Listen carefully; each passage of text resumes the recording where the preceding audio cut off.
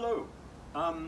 Sorry, look, I've just been reading up on the stuff about Matt Hancock and further stuff. But last night I was looking at a most interesting book by Tolstoy, a short book called Haji Murat, or a chapter anyway, and it demonstrates that the Chechen problem that we've got at the moment, or that Russia's got at the moment, is nothing new. It goes all the way back.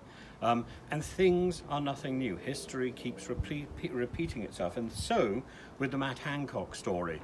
Matt Hancock, it's all about shooting the messenger, or at least that's what the story has now become. And it's about the obsession with the government is not about whether a minister has behaved improperly and demonstrated rank hypocrisy. It's about how do we identify who leaked the CCTV footage. This is bolting the door after the horse has fled. Not that I wish to make any suggestion that Matt Hancock in any way resembles a horse. I suppose we'd have to ask Gina Coladangelo whether any of that is true. But stubborn as a mule. Don't look a gift horse in the mouth. Get off your high horse. That one's really very appropriate. The dark horse. A horse of a different colour. All these adages and aphorisms about horses. We say nothing of donkeys. So back to the stables. What we're looking at the moment is censorship, the suppression of free speech, the destruction of our free press. You can go back to the story of Julian Assange. Julian Assange is not something I admire, not somebody I admire particularly, but if you go back to, I think, 2017, and you look at the US First Amendment, the rights of the First Amendment, the rights to free speech, and the US Attorney General is specifically questioning those with respect to Julian Assange. This is all about this, and the CCTV footage investigation is an egregious attack on our liberty and on our freedom. It's about passing the buck. It's about avoiding. It's about government ducking responsibility, and about our inability to hold those people with power to account for their actions. Did you know that CCTV actually in the Home Office in the Department of Health was originally controlled by the police and has then been privatized. And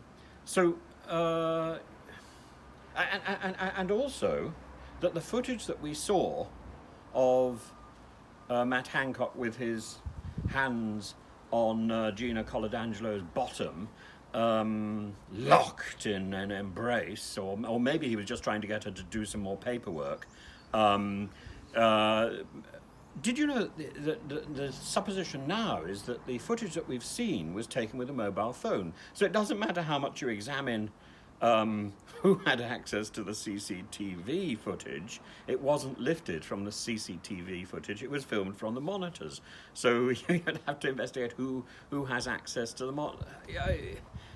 This is a nonsense waste of public money when what we're looking at is the hypocrisy of government ministers with a sense of their own self-importance, their own horse head held too high. They need to be bridled. They need to be reined in. And then we've got the story, because this whole story goes back to an event on the 6th of May, when and then later when the Sun was actually delivered the footage, and the editor of the Sun, who I think is a person called Victoria Newton, she has now gone on record saying that she would rather go to jail. She spells jail with a J. She would rather go to jail than betray the identity of the whistleblower. you know, she is right to stand by that principle, I think. But we would be right to say, we've seen this so many times before. This is a distraction. The real issue is hypocrisy. The real issue, the moral issue, is about whether or not somebody who makes solemn promises can actually be trusted. If you make solemn promises in a wedding ceremony and then you've got your hands on somebody else's bottom, maybe you can't be trusted with our national health. The same thing would go for any government minister.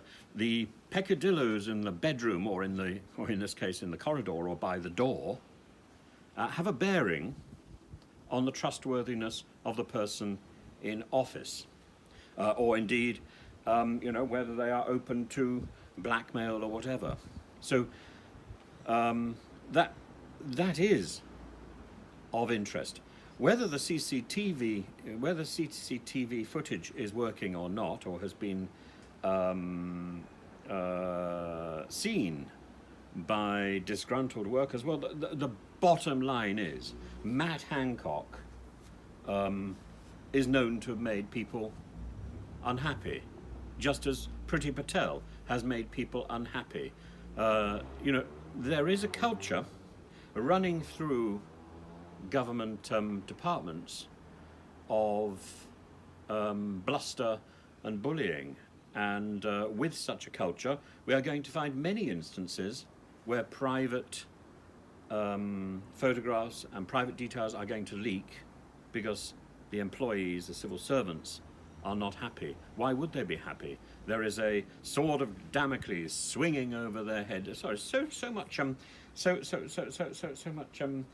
imagery today. We might as well talk about a Trojan horse, and we're back to horses. Poor Matt Hancock, or maybe Matt Hancock is blessed in a way that we never knew. Maybe he is going to finally go around the place and have something to brag about. But maybe we would ask, you know, where are the pictures? Where's the evidence? Come on, Matt Hancock, reveal all. We're not very interested in the shaky photographs of an inappropriate grope in a corridor. There we are. Anyway, it's all very Ken Dodd, isn't it? Oh, hello! You know, it's what a day! What a day! What a day for grabbing your executive director by our front door. What a day! What a day, Mrs. This is the stuff of a Fado farce. It's not the stuff that should be dominating our newspapers. And when it is dominating our newspapers, the issue that should be raising its head is that this is a way of avoiding concerns about hypocrisy, passing the buck, pumping up some other story as a distraction. This is disgraceful, and that is where the buck should stop. Now, if you please, by all means, subscribe to my channel. Hannum is taking the sun, by the way. Have you noticed? She's she's a very elderly lady, and she's taking the sun. And she seems really quite happy. Do you realise about 6 months ago I really thought that she was dying, and you know, she's survived a little bit longer, and she's happy. So there are so many things to be grateful